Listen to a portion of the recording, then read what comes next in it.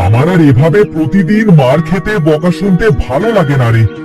তোকে নিয়ে আর পারি না বাপু। তোর জন্য রাজ্যের কথা শুনতে হয়। এইগুলো এদিকে আয় হতচ্ছাড়া। কি রে, তুই সারাদিন যদি মাঠের কাজই করিস তাহলে ঘরের কাজ কে করবে শুনি? মা, আমার গরুটা এত তাড়াতাড়ি কাজ করতে পারে না। আমি কি করবো বলো? মরণ! তা এসব শুনে আমি কি করব শুনি? আমার ঘরের কাজ সব পড়ে আছে, এসব কে এসে করবে শুনি? তোর মরা মা জ্যান্ত হয়ে করে যাবে নাকি? অমন করে বলছো কেন মা?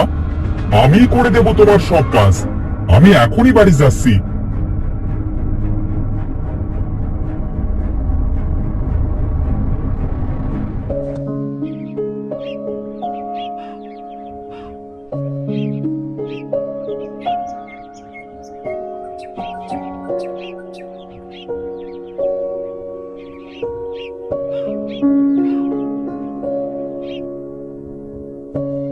কিরে মিলু, কি করিস?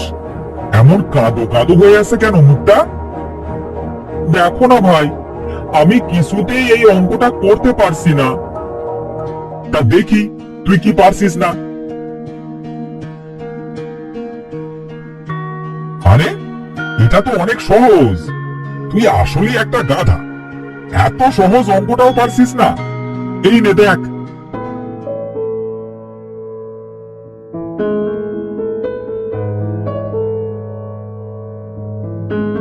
ও মা, হয়ে গেল। তুমি কত সহজে করে ফেললে গো। সবাই ঠিকই বলে আমি বোকা, কিন্তু তুমি অনেক চালাক আর বুদ্ধিমান ভাই। কিরে, এখানে বসে বকবক করছিস কেন? কাজ শেষ করলি? তোকে না বলেছিলাম ধানগুলো গোয়াল ঘরের ওপরের চালায় রোদে দিতে? কি সুন্দর রোদ উঠেছে। এক্ষুনি দিচ্ছি মা।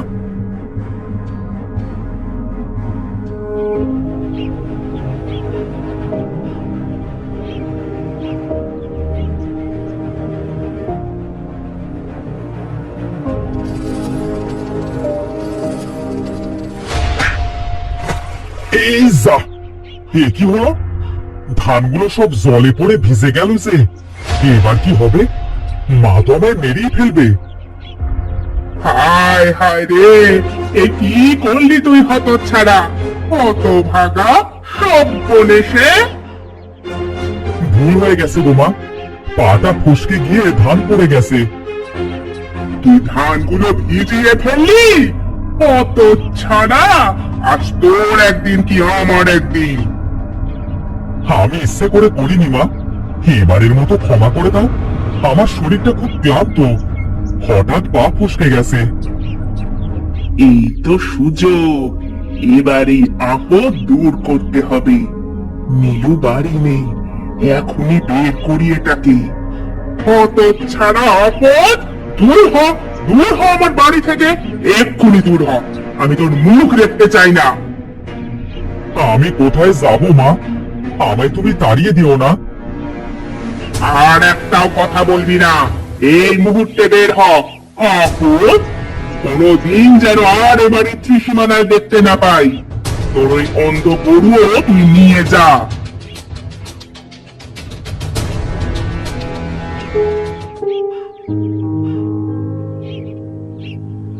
ও মা, মা, ও মা, কোথায় গেলে তুমি? এদিকে এসো।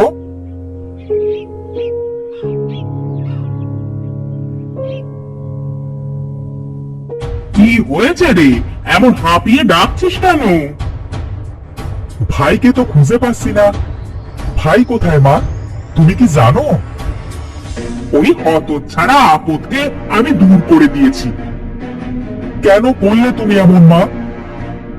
আপদ গেছে, ভালোই হয়েছে। এখন আয়, খেয়ে নে। তুমি আমার ভাইকে বের করে দিয়েছো। তুমি খুব খারাপ। তুমিই থাকো তোমার বাড়িতে, আমিও থাকবো না। যাস নে বাবা, আমায় ছেড়ে যাস নে।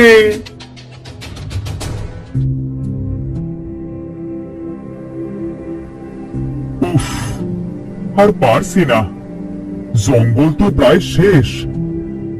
এ কি, এ কোন রাজ্য? এ জায়গা তো আগে কখনো দেখিনি। এ কোন মায়াপুরীতে চলে এলাম আমি? গাছপালা হাওয়ায় ভেসে আছে কিভাবে? যাই, আর কিছু দূর এগিয়ে দেখি কারোর হদিশ পাই কিনা।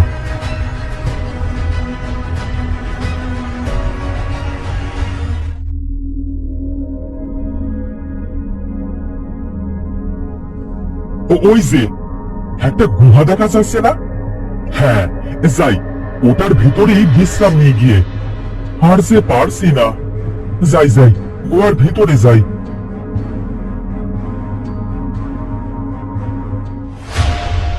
কি, এ যে এক বিশাল রাক্ষস, আমাদের দেখতে পেলেই খেয়ে ফেলবে। কত বড় সাহস তোর! আমার মায়া জঙ্গলে ঢুকেছিস? তারা তোদের এক্ষুনি চিবিয়ে খাবো। আমাদের মেরো না, ছেড়ে দাও আমাদের, দয়া করে ছেড়ে দাও। আমরা এই মায়াপুরীতে জঙ্গলের পথ দিয়ে চলে এসেছি, আমাদের মেরো না। কেন এসেছিস এখানে? আমার সৎমা আমাকে বাড়ি থেকে বের করে দিয়েছে, তাই আমি আমার অন্ধ গরুকে নিয়ে জঙ্গলের পথ দিয়ে তোমার এই রাজ্যে এসে পড়েছি। ও মাগো, মরে গেলাম গো ব্যথায়, বাবারে। এ কি, তুমি কাঁদছো কেন রাক্ষস মামা? আমার পায়ে কি যেন একটা ফুটেছে, বুঝলি? দেখতেও পাচ্ছি না।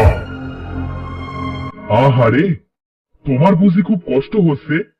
আমি তো ছোট, আমি দেখছি তোমার পায়ে কি ফুটলো।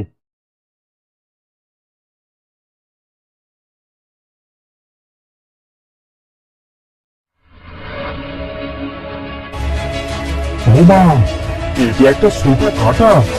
দাঁড়াও, এক্ষুনি বের করে দিচ্ছি।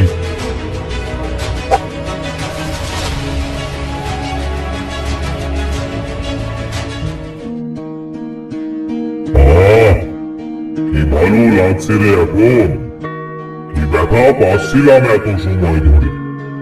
আমার পায়ে 5 দিন ধরে কাঁটা ফুটে আছে, আমি দেখতেও পারছিলাম না, আর বের করতেও পারছিলাম না।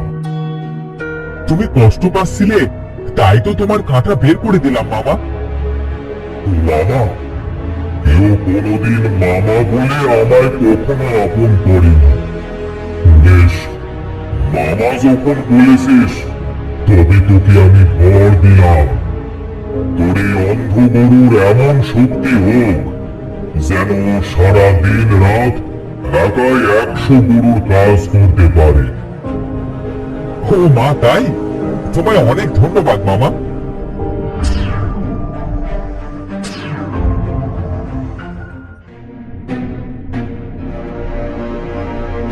বাবা বাবা, কি হয়েছে জানো? জঙ্গলের মাঝে এক ছেলে পথ হারিয়েছে, কান্না করছে। সে কি, ছেলেটা তোকে দেখে ভয় পেয়েছে নাকি? হ্যাঁ বাবা, অনেক ভয় পেয়েছে, ভয়ে একেবারে কাঁসুমাসু হয়ে গেছে। বারবার বলছে আমি ভাইয়ের কাছে যাব, আমি ভাইয়ের কাছে যাব। এটা নিশ্চয়ই আমার ভাই, আমাকে না পেয়ে আমার পিছু পিছু এখানে চলে এসেছে। ও মামা, তুমি আমায় একবার নিয়ে চলো না গো ভাইয়ের কাছে। এটা কে বাবা? সব যেতে যেতে বলছি, আগে চলো, ওকে আর ওর গরুকে সেই ছেলের কাছে নিয়ে যায়।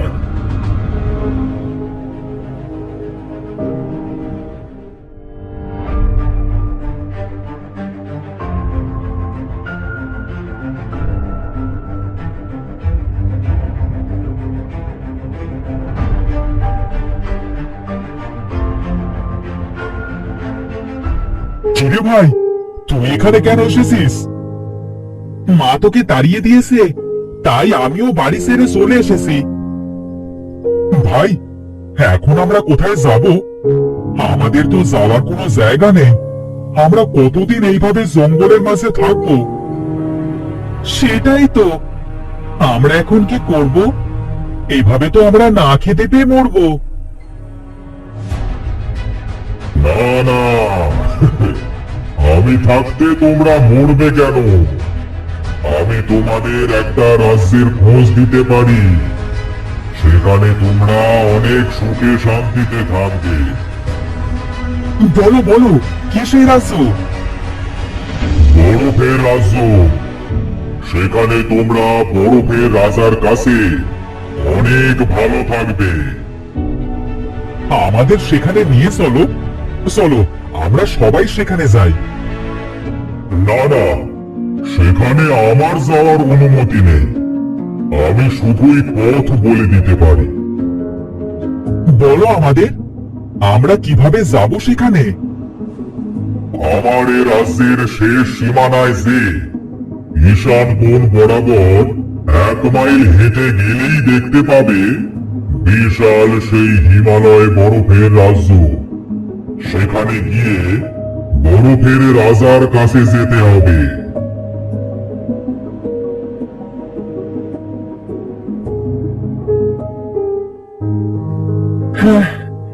ও ভাই, 1 মাইল পথ যে আর শেষ হয় না। আর কত দূর? এই তো ভাই, আর বেশি দূর পথ বাকি নেই আমাদের। ভাই রে, যত দূর এগিয়ে যাচ্ছি ততই তো ঠান্ডা বাড়ছে। এই ঠান্ডা যে আর সহ্য করতে পারছি না। আর একটু কষ্ট কর ভাই আমার। এই তো আমরা প্রায় পৌঁছে গেছি। তুই এক কাজ কর, আমার গরুটার পিঠে চড়। এত দূর হেঁটে যেতে পারবি না।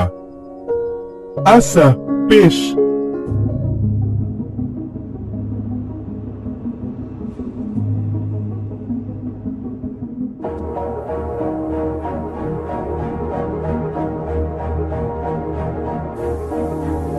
প্রণাম রাজা মশাই। কে তোমরা? আমার রাজ্যে কিভাবে এসেছো? আমরা অনেক দূর থেকে এসেছি।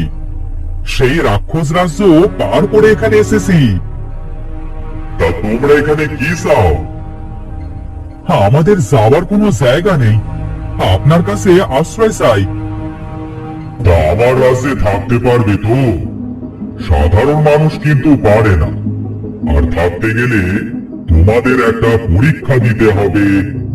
এই পরীক্ষায় উত্তীর্ণ হতে পারলে তোমরা আমার রাজ্যে থাকতে পারবে। জি বলুন রাজামশাই, কি পরীক্ষা? আমরা সব পরীক্ষা দিতেই রাজি আছি। আমার রাজ্যের সব চাষের জমি তোমাকে একা চাষ করতে হবে। এটা করতে পারলেই তোমরা আমার রাজ্যে থাকতে পারবে। আচ্ছা রাজামশাই, আমরা তাই করব। এই কে আসিস রে? ওকে আমার 200 বিঘা জমিটা দেখিয়ে দে তো।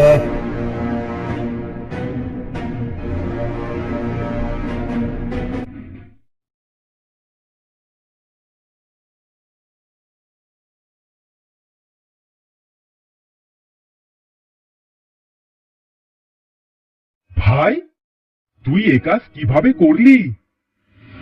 চিন্তা নেই, রাক্ষস আমার গরুকে বর দিয়েছে, ভুলে গেছিস? তাই তো, আমি তো ভুলেই গিয়েছিলাম। বেশ, চল এখন থেকেই কাজ শুরু করি।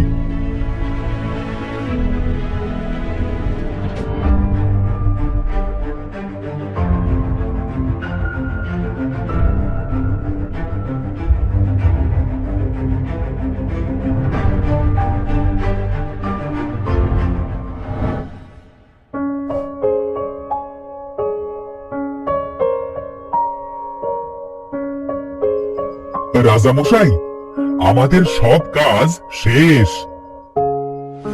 কি? এখন তো মাত্র 20 দিন হলো, এর মাঝে সব কাজ শেষ? হ্যাঁ রাজামশাই। না, আমি বিশ্বাস করি না। আমি নিজে যাব।